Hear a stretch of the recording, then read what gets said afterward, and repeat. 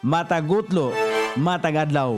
Adunay mga panghitabo dito sa kauluhan, panghitabo sa gawa sa atong nasod, ug adunay mga panghitabo dinhi sa atong dapit.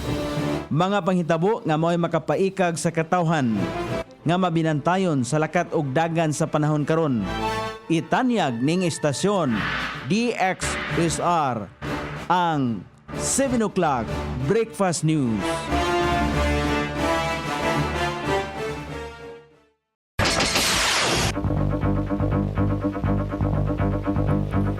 Ikala, kumusta? May buntag Iligan, may buntag Mindanao, may buntag Pilipinas. Adlaw nga Biyernes, pizza 20 ni buwan sa Disyembre ni tuiga 2024. Sangan sa ato station manager Pastor Robin Sulapas, kini ang inyong ka-isar Kabisaya Noribi. Ang muhatod sa hanay sa balita sa Lasyate. O karon sa uluhang tudling sa itong mga balita, 12 ka kanhi sakop sa Dawla Islamia nakadawat og tag 50,000 pesos. Mga naigo sa sunog sa baha gihatagan og palipay sa gobernadora sa Lanao del Norte. Department of Agriculture lugwayan pa ang accreditation sa Indian meat exporters alang sa mas daghang kakuhaan og Cara beef. Presidente Bongbong Marcos gitahasan ang legal experts nga pagatunan ng clemency kang Mary Jane Veloso. Department of Agriculture nagpatuman og import ban sa mga produktong baka gikan sa Japan. Ikatulong impeachment batok kang Vice President Sara Duterte gidoso sa pipila ka mga pari og abogado. Balita sa gawa sa nasod, United Kingdom pahugtan ang silot alang sa mga amo nga mang-abuso sa mga overseas Filipino workers. Balita sa kinabuhing Kristohanon, pastor sa Russia giaresto human nga nisuporta sa Ukraine.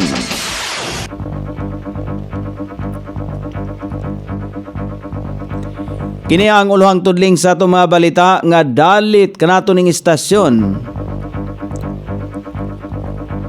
DXSR 106.7 sa inyong FM dial, ang bugtong radyo sa dakbayan sa Iligan nga nagsibiyat sa balang kasulatan, pinasubay sa inspired and preserved, not simply dictated King James Version sa Anchor Broadcasting Corporation. O karon sa kompleto nga detalye, 12 ka individual nga kanisakop sa Dawla Islamia nga mibalik sa sabakan sa kagamhanan ang nakadawat og tag 50,000 pesos gikan sa lokal nga kagamhanan sa nakalabay nga adlaw sa provincial capital sa Lanao del Norte. Si Gobernador Angging Quebranza de Mapuro mao'y mitunol sa ayudang finansyal ubos sa pag-abag sa Provincial Social Welfare Office nga gisaksihan ni Lieutenant Colonel Muelven Custodio, Commanding Officer sa 44th Infantry Battalion sa Philippine Army. Kasagaran sa mga kanhi violent extremist gikan sa Munay, Lanao del Norte. Nagpasidaan si Gobernador Di Mapuro nga ang maong finansyal nga ayuda alang sa ilaang panginabuhian ug dili gamiton sa illegal nga katuyuan. Sa samang kalambuan ang OPA Pro ubos sa pagdumala ni Secretary Carlito Galvez nagatiman sa pagpalambo sa kinabuhi sa mga kanhi rebelde nga mga makabangon sila sa ilaang pagbag-ong kinabuhi.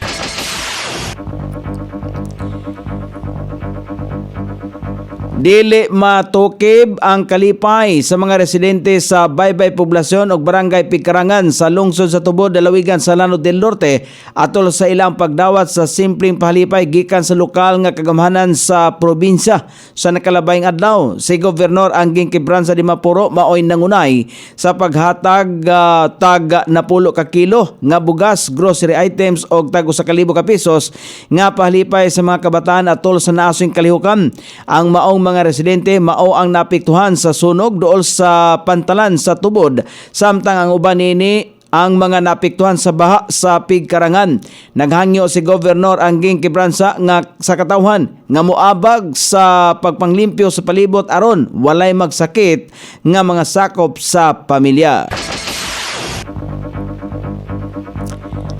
Sa kauluhan, giaprobahan na sa Department of Agriculture ang accreditation sa 34 ka mga Indian companies nga maoy mag-supply o mga frozen buffalo meat o mas nailaisip kara beef.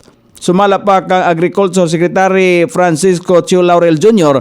tumog niini nga mas mapalapdan pa ang opsyon sa makuhaan og mga supply sa Philippine food processors og mapaubsan ang presyo niini alang sa mas baratong pangonsumo. Dugang pa sa kalihim nga dili intensyon sa programa nga dungagan ang pag-angkat gikan sa ubang mga nasod kini aron makaagni. Sumala pa niya og mga investors nga gusto kompetensya sa merkado sa samang paagi magpabilin ang ubos nga presyo nini. Gisiguro usab ni Laurel ang 35 kon 34 ka mga Indian exporters ang miagi og nakapasar sa naasong requirement. Loyon nini 13 usab ang wala gitugotang maka-export gilayon o mga produkto tungod kay ang ilaang mga operasyon ang mosentro sa tulo ka estado nga gikataho nga aktibo sa food and mouth disease. Samtang ang desisyon sa ahinsya aron masuportahan ang lokal nga meat processors og mohimo o mga barato nga corn beef nga maoy ipamaligya sa publiko. Gipahayag ni Presidente Ferdinand Marcos Jr. nga sayo pa aron na pagaisgutan ang paghatag og executive clemency kang Mary Jane Veloso. Sa usa ka interview gisulti ni Presidente Ferdinand Marcos Jr. nga layo pa ang naso ang hisgutanan sa pagkakaron tungod kay anaa pa sa preliminary stage pa lamang ang pag-abot ni Veloso sa nasod. Sumala pa sa presidente na sayran usab nila ang hangyo sa pamilya ni Veloso alang sa iyang clemency apan mas mayong matun-an una og insakto sa legal experts ang sitwasyon karon ni Veloso aron masayran kung angayan ba gayod kini. Gisulti sa presidente nga walay kondisyon nga ihatag ang gobyerno sa Indonesia o gitugyan na sa kagamhanan ang pagdesisyon. Bisan pa man ini kon tugutan una sumala pa niyang masusi sa mga eksperto ang sitwasyon karon ni Veloso. Si Veloso ang miabot kagahapon sa buntag sa nasod gikan sa Indonesia o gidiretso sa Women's Correctional sa Mandaluyong City kon asa siya magpabilin. Nagpatuman og temporary import ban ang Department of Agriculture sa mga importasyon sa mga baka gikan sa Japan tungod sa outbreak sa lumpay skin disease sa ilalom sa Memorandum Order number 57 ang temporaryong pagpaundang una sa pag-angkat o produktong baka gikan sa Japan tungod sa nasong sakit.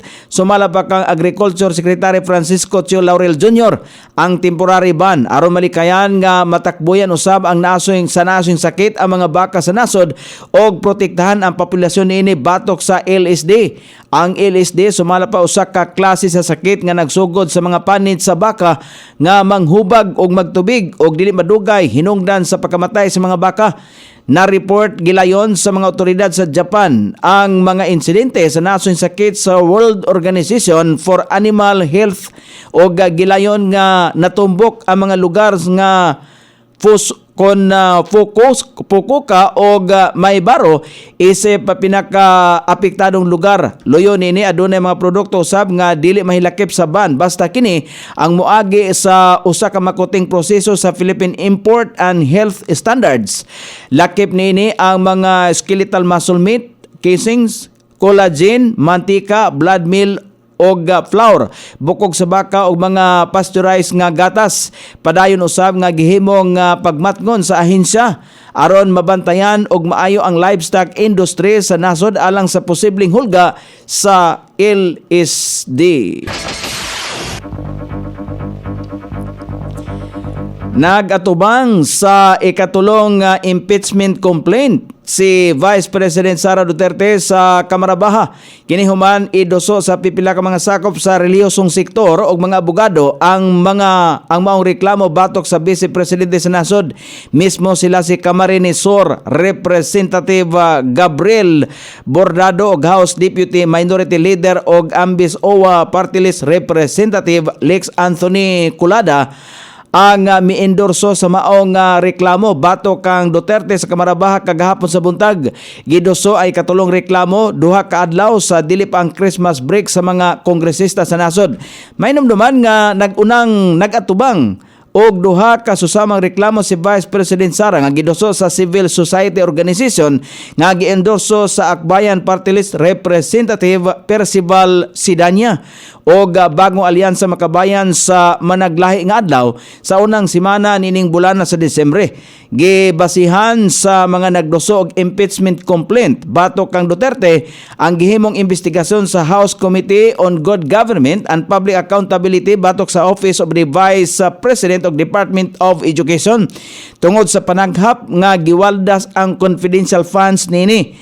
Apan una nang namahayag si Vice President Sara Inday Duterte nga wala siya ay malauman nga patas nga tratamento sa mga magbabalaod nga ubos sa mando ni House Speaker Martin Romualdez. O karon sa balita sa gawa sa nasod, gipahugtan sa nasod sa United Kingdom ang silot nga ilahang ihatag ngadto sa mga abusado nga mga amo ngadto sa ilahang mga overseas workers. Apil na niini ang mga overseas Filipino workers sa nasod.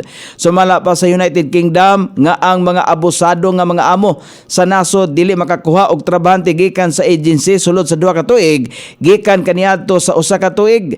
Dugang pa sa taho nga ang mga abusado nga mga amo ana sa social care services o healthcare sector diin adunay mga kaso diin wala gihatagan ang mga overseas Filipino workers sa ilahang sweldo.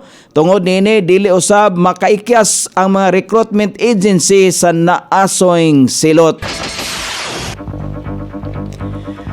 O karon sa balita sa kinabuhing Kristohanon, giaresto sa mga otoridad sa nasod sa Russia ang usa ka pastor human nga giapil niini sa iyang wali ang paghatag og suporta ngadto sa nasod sa Ukraine. Ang nasong pastor mapreso hangtod sa 6 ka tuig ug adunay multa nga 1 million Russian ruble kon ana sa 55,020 pesos.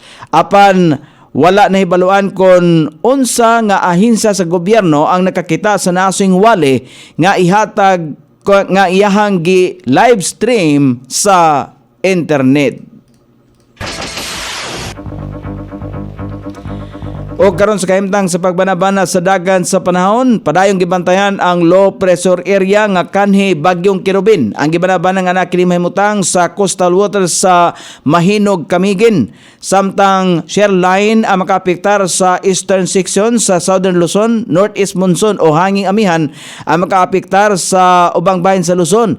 Ang Visayas, Mindanao ug Palawan ang makatagamtam og manag-umon nga kalangitan karong adlaw inubanan sa pagulan-ulan epekto sa low pressure area. Samtang ang Bicol Region, Quezon ug ang ubang bahin sa Mimaropa, Cagayan Valley, Cordillera Administrative Region, Aurora, Metro Manila ug ubang bahin sa Luzon ang makasinati paghapon sa manag-umon nga kalangitan inubanan sa patak-patak nga mga pagulan kini epekto sa shear line ug sa hanging amihan.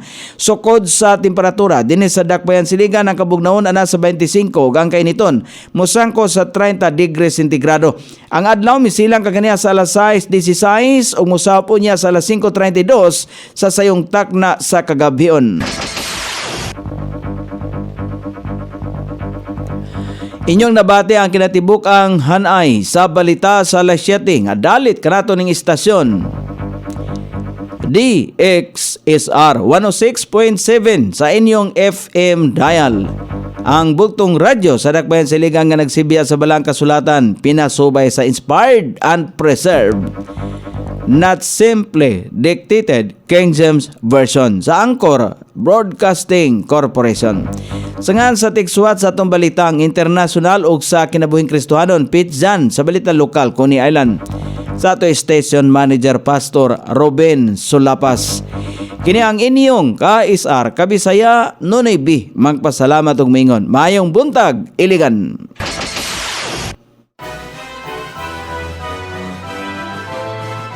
Inyong nabati ang 7 o'clock breakfast news hangtod na usab og mga adlaw sa samang takna o sa samang istasyon. Daghang salamat sa iyong pagpaminaw ug mayong buntag.